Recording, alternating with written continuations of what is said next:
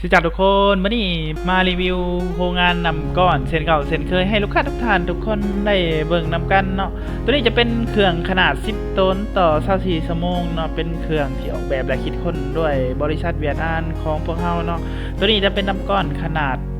38หรือว่าน้ำก้อนเบียร์บ้านเฮาที่นิยมใส่กันอย่างหลวงหลายเนาะถ้าว่าทานได้เนาะสนใจ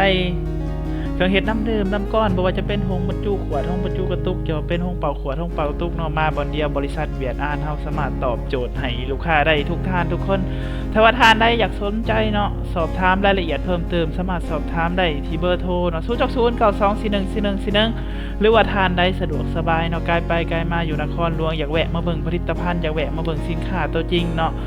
อยากมาเบิ่งเครื่องที่แลนอยู่เนาะทางบริษัทของเฮาทางองค์การของเฮาเป็นตั้งอยู่บ้านห้องสุภาพเมืองไซเสถานครหลวงอีกจันเนาะทางองค์การของเฮายินดีต้อนรับทุกท่านทุกคน